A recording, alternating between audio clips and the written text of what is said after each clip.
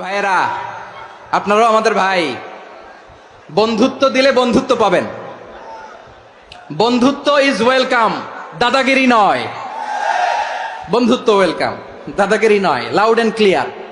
ভারত যদি বন্ধুত্ব দেখায়, বন্ধুত্ব পাবে। কিন্তু ভারত যদি বাংলাদেশে আধিপত্যবাদ বিস্তার করতে চায়, বাংলাদেশের 18 কোটি জনগণ সেটা রুখে দেবে।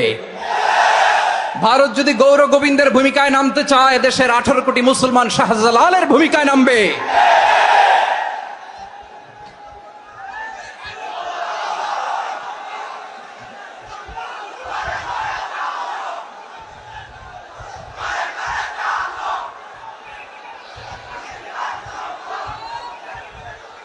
প্রিয় ভাইয়েরা, আমরা বন্ধুত্বে বিশ্বাসী, শত্রুতায় নই। ঠিক কিনা বলেন?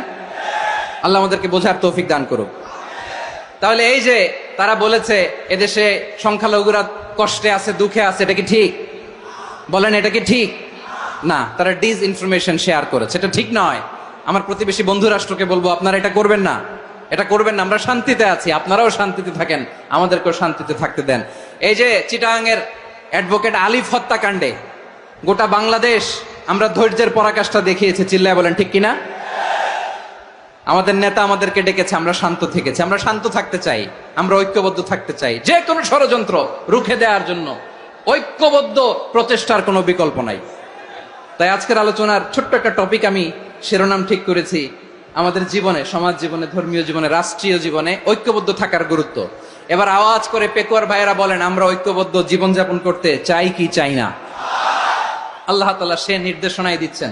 আল্লাহ তাআলা ইরশাদ করছেন, ওয়া'তাসিমু বিহাবলিল্লাহি জামিআন ওয়া লা তাফাররাকু ওয়াযকুরু নি'মাতাল্লাহি আলাইকুম إذ كنتم أعداء فألف بين قلوبكم فأصبحتم بنعمته إخوانا وكنتم على شفا حفرة من النار فأنقذكم منها كذلك يبين الله لكم آياته لعلكم تهتدون। الله أكبر পড়েন। আল্লাহ বললেন, ও গোলামেরা শোনো, ওয়া'তাসিমু বিহাবলিল্লাহি জামিআ, ও আমার গোলামেরা সবাই মিলে আল্লাহর রশিকে আঁকড়ে ধরো। আল্লাহর রশি হলো ইসলাম, আল্লাহর রশি হলো কোরআন। আল্লাহ বললেন, কোরআনকে আঁকড়ে ধরো, ইসলামকে আঁকড়ে ধরো। একা একা আঁকড়ে ধরলে চলবে না, জামিয়া, সবাই মিলে আঁকড়ে ধরো। এই আদেশটা আমাদের জন্য দান করেছেন কে? আল্লাহ তাআলার নির্দেশ, ওয়া'তাসিমু বিহাবলিল্লাহি জামিআ, সবাই মিলে আল্লাহর রশিকে আঁকড়ে ধরো। হাবলুল্লাহ মানে আল্লাহর রশি। হাবলুল্লাহ মানে কি? রশি। এই হাবলুল্লাহ, আল্লাহর রশি বা আল্লাহর রজ্জু দ্বারা উদ্দেশ্য হচ্ছে ইসলাম। আল্লাহর রশি দ্বারা উদ্দেশ্য কি? তাফসিরে অনেক ব্যাখ্যা এসেছে। এরকম পরিস্থিতিতে তাফসিরের সূক্ষ্ম সূক্ষ্ম বিষয়গুলো আমরা শোনাতে চাই, কিন্তু পরিবেশ হয়ে ওঠে না। আল্লাহর রজ্জু বা আল্লাহর রশি দ্বারা উদ্দেশ্য হচ্ছে ইসলাম। আল্লাহর রজ্জু বা আল্লাহর রশি দ্বারা উদ্দেশ্য হচ্ছে কোরআন।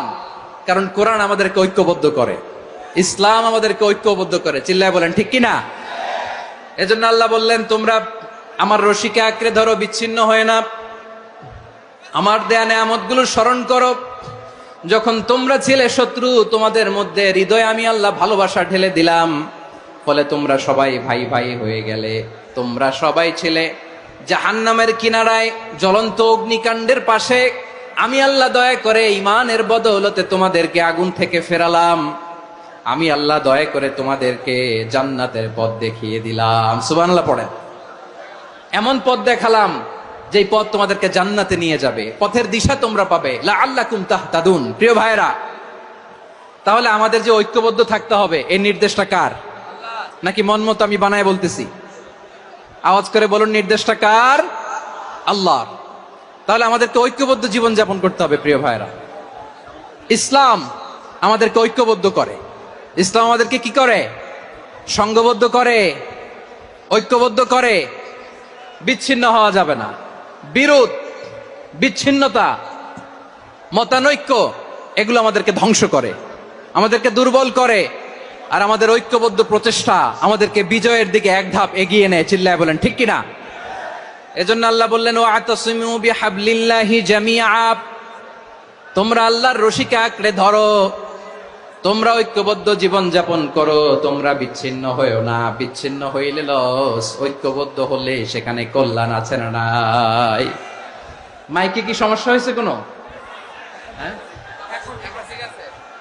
এবার ঠিক আছে। প্রিয় ভাইয়েরা, শেষ করে দেই না? তাইলে শেষ করে দিব তো। গত 2 দিন আগে এসে বসে আছেন, আর আমি আসার 20 মিনিটের মধ্যে উঠে যাচ্ছেন কেন? আর সহ্য হচ্ছে না? আর পারতেছেন না? হ্যাঁ, বসেন। যাদের খুব জরুরত তাদেরকে বেরোইতে দেন। অনেকে সকাল থেকে বসে আছে, ওয়াশরুমে যেতে হবে, সারাদিন কিছু খায় নাই, পাগলের মতো বসে আছে। আমি জানি, সব রিপোর্ট আছে আমার কাছে। মেহেরবানি করে বিশৃঙ্খলা করবেন না, আল্লাহর ওয়াস্তে, আল্লাহর ওয়াস্তে। যাদের কষ্ট হচ্ছে বের হয়ে যান। আরো কয়েক মিনিট কথা বলে আমরা শেষ করব। আল্লাহর ওয়াস্তে, আল্লাহর ওয়াস্তে বলার পরেও এরকম বিশৃঙ্খলা করা মোটেও কাম্য নয়। প্রিয় ভাইয়েরা, আল্লাহর ওয়াস্তে, এই শব্দটা কতবার ইউজ করেছি আমি, আল্লাহর ওয়াস্তে। আপনার বুক কাঁপে না? হ্যাঁ, ভয় হয় না আল্লাহর? একটু থামেন, একটু থামেন, মেহেরবানি করে, মেহেরবানি করে। এই তো, হ্যাঁ, মাশাআল্লাহ। আল্লাহর ওয়াস্তে প্রিয় ভাইয়েরা, ঐক্যবদ্ধ হতে হবে আমাদেরকে। আদেশটা কার? একটু আওয়াজ করবেন। ঐক্যবদ্ধ জীবন যাপন করতে হবে, আদেশটা কার? আমাদের আগে যে সমস্ত জাতিগোষ্ঠী ধ্বংস হয়েছে বিভেদের কারণে হয়েছে। বিশ্বনবী বলেন, বুখারীর বর্ণনা, ফা ইন্নামা আহলাকাল্লাযীনা মিন ক্বাবলিকুম কাসরাতু মাসাইলিহিম ওয়া ইখতিলাফুহুম আলা আমবিয়াইহিম। তোমাদের আগে ইহুদি নাসারারা যারা ধ্বংস হয়েছে, আমার গজবে উপনীত হয়েছে, 2টা কারণ ছিল। নাম্বার 1, কাসরাতু মাসাইলিহিম, বেশি প্রশ্ন করত, প্রয়োজনে অপ্রয়োজনে নবীরা প্রশ্ন করে আটকাইতে চাইতো, এরকম ডাকাত ছিল তারা। 2 নাম্বার কারণ, ওয়াখতিলাফুহুম আলা আমবিয়াইহিম, ইখতিলাফ করার কারণে, বিভেদের কারণে, পারস্পরিক বিরোধে জড়ানোর কারণে তারা ধ্বংস হয়েছে। এখন বলেন, আমরা কি আল্লাহর গজব চাই? আমরাও কি তাদের মতো ধ্বংস হতে চাই? এজন্য আল্লাহ তাআলা সূরা আল ইমরানের 105 নম্বর আয়াতে বললেন, ওয়ালা তাকুনু কাল্লাযীনা তাফাররাকু ওয়াখতালাফু মিন বা'দি মা জাআহুমুল বাইয়িনাত ওয়া উলাইকা লাহুম আযাবুন আযীম। খবরদার, প্রমাণ পাওয়ার পরেও, দলিল নাজিল হওয়ার পরেও যারা বিরোধ করেছে, ইখতিলাফ করেছে, বিচ্ছিন্ন হয়েছে, খবরদার তোমরা তাদের মতো হয়ো না। যদি তাদের মতো হও তাহলে জেনে রাখো, ওয়া উলাইকা লাহুম আযাবুন আযীম, তাদের জন্য আমি মর্মন্তুদ শাস্তি প্রস্তুত করে রেখেছি। যারা বিচ্ছিন্ন হয়েছে, বিরোধ করেছে, তারা কারা? ইহুদি নাসারারা। এই আয়াতের তাফসীরে কাল্লাযীনা তাফাররাকু ওয়াখতালাফু, যারা বিচ্ছিন্ন হয়েছে, বিরোধ করেছে, তারা কারা? মুফাসসিরিন ইকরাম বলেছেন তারা ইহুদি নাসারারা। আওয়াজ করে বলুন তো, তারা কারা? ইহুদি নাসারারা। বিষ্ণু ঈসা ইসলাম সুনানে আবু দাউদ এবং তিরমিজির হাদিসে বলেন, ইফতারাকাতিল ইয়াহুদু আলা 71 ফিরকা, ইহুদিরা 71 দল হয়েছে। ইখতিলাফ করতে করতে কয় দল? সবাই বলে নাই, কয় দল? ওয়াফতারাকাতিন নাসারা আলা 72 ফিরকা, আর নাসারারা হয়েছে 72 দল। আওয়াজ করে বলুন তো, কয় দল? ওয়াসাতাফতারিকু হাযিহিল উম্মাহ বি73 ফিরকা। আর বিশ্বনবী আফসোস করে বলেন, আমার উম্মত হবে 73 দল। ইহুদি 71 দল, নাসারা 72 দল, আর আমার উম্মত, বুঝে থাকলে আওয়াজ করে বলেন। বিশ্বনবী বলেছেন, আমার উম্মত ভাগ হবে কয় দলে? কুল্লুহা ফিন্নার, সব জাহান্নামে যাবে, ইল্লা ওয়াহিদা, একটা দল ছাড়া। সাহাবারা বললেন, মান হিয়া ইয়া রাসূলুল্লাহ, সেই নাজাত প্রাপ্ত জান্নাতি দল কোনটা? আপনি কি আমাদের বলবেন না? আপনি মেহেরবানি করে একটু বলে দেন তারা কারা। বিশ্বনবী বললেন, মা আনা আলাইহি ওয়া আসহাবি, আমি এবং আমার সাহাবারা যেই মতের উপর, যেই পথের উপর আছে, এই মত এবং পথের উপর যারা থাকবে তারাই জান্নাতের দল হয়ে যাবে। যারা আমার মত, আমার সাহাবীর মত এবং পথকে অনুসরণ করবে তারাই জান্নাতে যাবে।